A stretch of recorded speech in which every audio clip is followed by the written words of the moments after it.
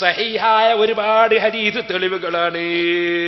ഇസ്ലാമിന്റെ സംസ്കാരം പഠിക്കാതെ സമസ്തയാണ്, സമസ്തന്റെ സെക്രട്ടറിയാണ്, സമസ്തന്റെ നേതാക്കളാണെന്നും പറഞ്ഞിട്ട് ഇതാണ് സമസ്ത എന്ന് പറഞ്ഞാൽ ആ സമസ്തക്ക് സനദില്ല കേട്ടോ, ആ സമസ്തക്ക് നിലനിൽപ്പില്ല കേട്ടോ.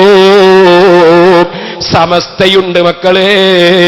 ബഹുമാനപ്പെട്ട കണ്യത്തുസ്താദിന്റെ പ്രഗൽഭനായ ശിഷ്യൻ മഹാനായ താജുൽ ഉലമാ സയ്യിദ് അബ്ദുറഹ്മാനുൽ ബുഖാരി, അതേ കണ്യത്തുസ്താദ് ജീവിച്ചിരിക്കുന്ന കാലത്ത് തന്നെ കണ്യത്തുസ്താദ് പല യോഗത്തിലും വരാറില്ല.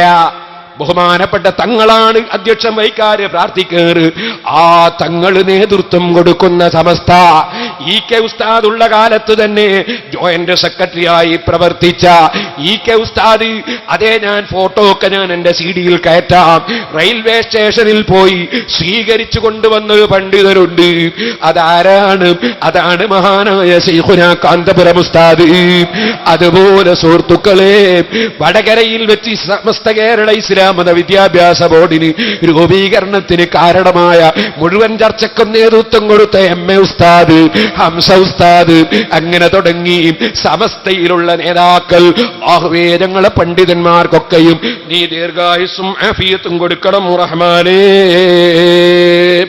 അവര് നയിക്കുന്നതാണ് സമസ്ത. ഇക്കൂട്ടരുത് സമസ്തയാണെന്ന് അംഗീകരിക്കാൻ ബുദ്ധിയുള്ള കിതാബ് അറിയുന്ന ഒരു മുതഅല്ലിമിനും സാധ്യമല്ല. അക്കൂട്ടത്തിലുണ്ട് അത്രത്തോളം മോശമില്ലാത്ത ചിലരവരെ കൂട്ടത്തിലുണ്ട്. അവരെല്ലാവരെയും ഞാൻ ഒന്നടങ്കം പറയുന്നില്ല. അല്ലാഹുവേ, അവർക്കെങ്കിലും നീ കാര്യം മനസ്സിലാക്കി കൊടുത്ത് ഈ ഷർറിൽ നിന്ന് അവരെ രക്ഷപ്പെടുത്തണം റഹ്മാനേ. സംസ്കാരമില്ലാത്ത ഇവരെ ഷർറിൽ നിന്ന് അക്കൂട്ടത്തിൽ പെട്ടുപോയ പണ്ഡിതന്മാരെയും സാധാരണക്കാരെയും സയ്യിദന്മാരെയും നീ രക്ഷപ്പെടുത്തണം റഹ്മാനേ.